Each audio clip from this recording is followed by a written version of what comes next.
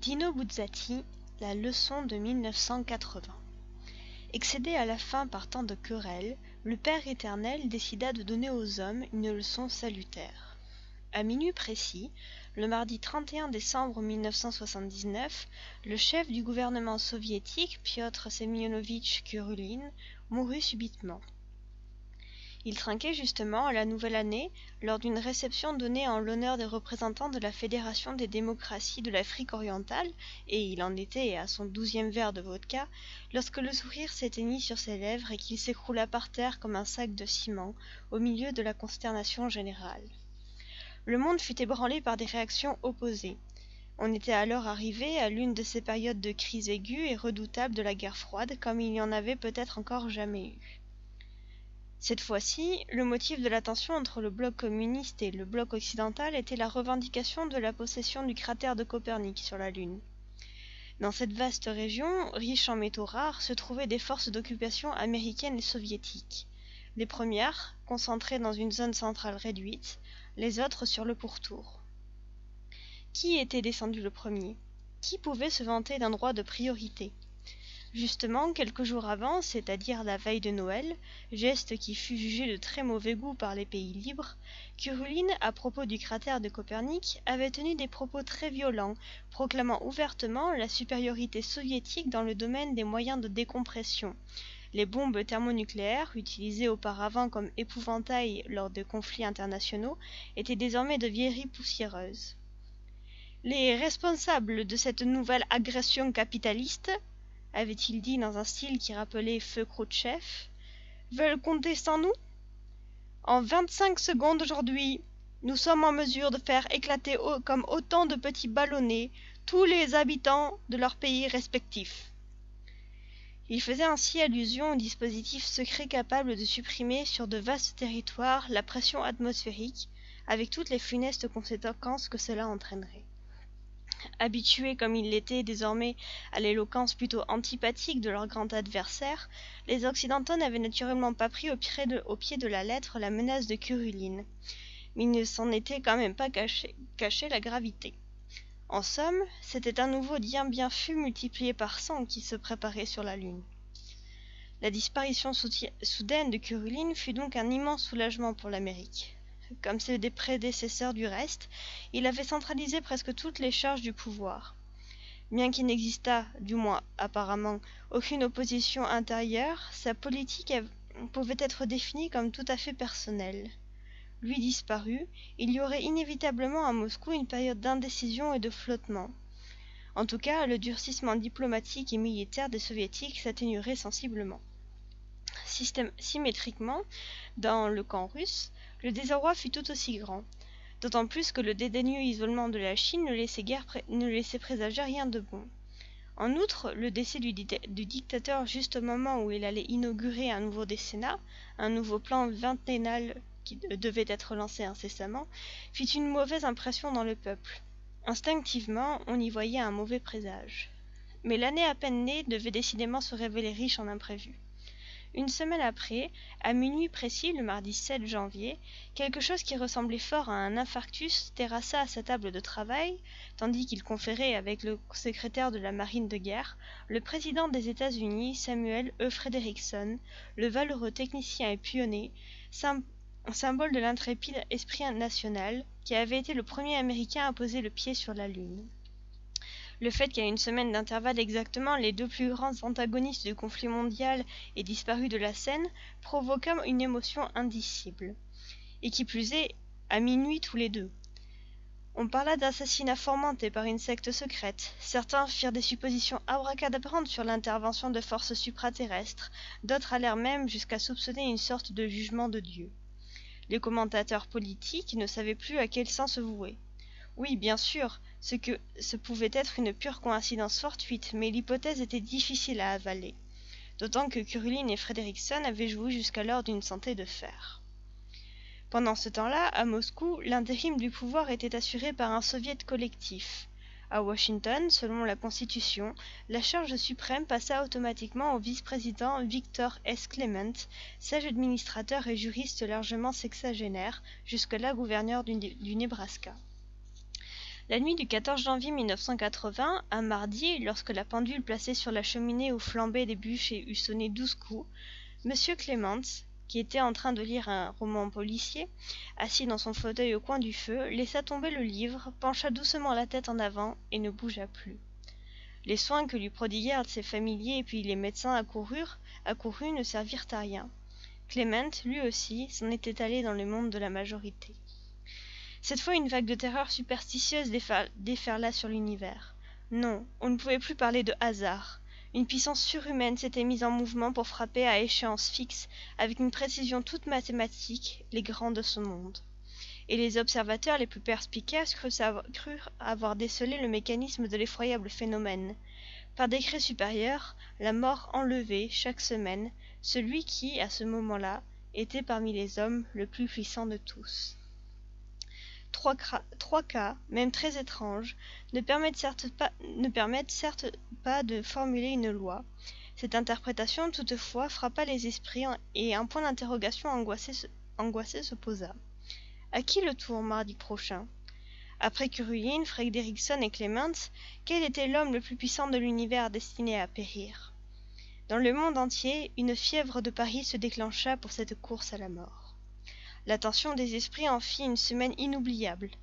Qui était le plus intéressé par le cratère de Copernic? Plus un chef d'État était tiraillé entre l'orgueil et la peur. D'une part, l'idée d'être choisi pour le sacrifice de la nuit du mardi le flattait parce que c'était un critère évident de sa propre autorité. D'autre part, l'instinct de conservation faisait entendre sa voix.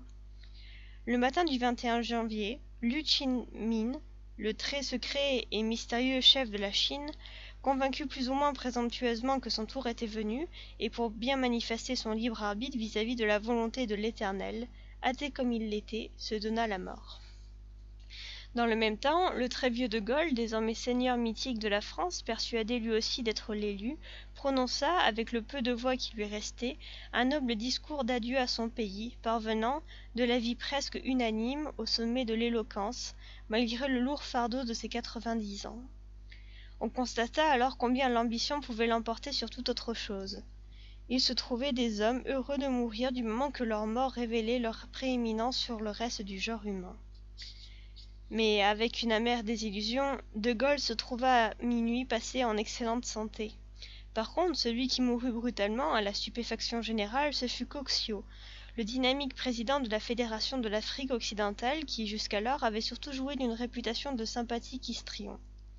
Et puis la nouvelle se propagea qu'au centre de recherche qu'il avait créé à Busundu, on avait découvert le moyen de déshydrater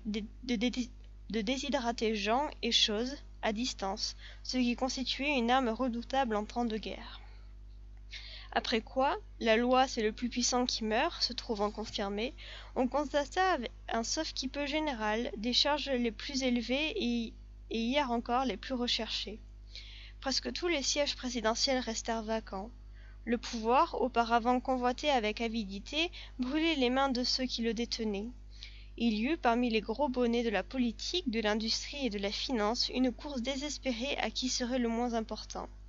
Tous se faisaient petits, repliaient leurs ailes, affichaient un noir pessimisme sur le sort de leur propre parti, de leur propre patrie, de leurs propres entreprises.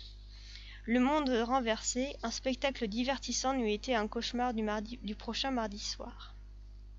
Et puis, toujours à minuit, le 5e mardi, le 6e et le 7e, Hosei, le vice-président de la Chine, Patel Nissam, l'éminence grise du Caire, ainsi que le vénérable Kaltenbrenner, surnommé encore le sultan de la Ruhr, furent éliminés du jeu. Par la suite, les victimes furent fauchées parmi les hommes de moindre envergure. La défection des titulaires épouvantés avait laissé inoccupés les postes éminents de commandement. Seul, le vieux de Gaulle, imperturbable comme toujours, n'avait pas lâché le sceptre.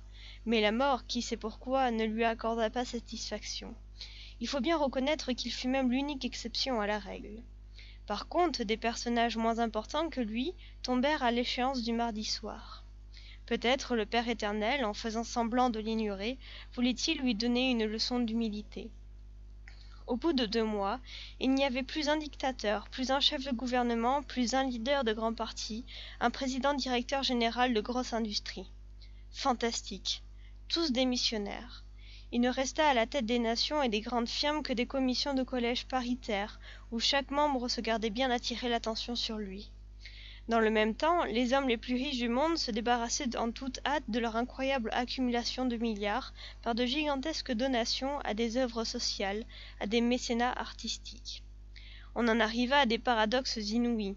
Lors de la campagne électorale en Argentine, le président Hermosino, craignant une majorité de voix comme la peste, se diffama tellement lui-même qu'il tomba sous le coup de l'accusation d'outrage au chef de l'État. Dans l'Unità de Rome, les éditoriaux endeuillés proclamaient la complète dissolution du Parti communiste italien, en réalité encore très actif. C'était le député Cannizzaro, leader du parti, qui, attaché comme il était à sa charge dont il n'avait pas voulu se démettre, cherchait ainsi, subrepticement, à écarter les coups du destin.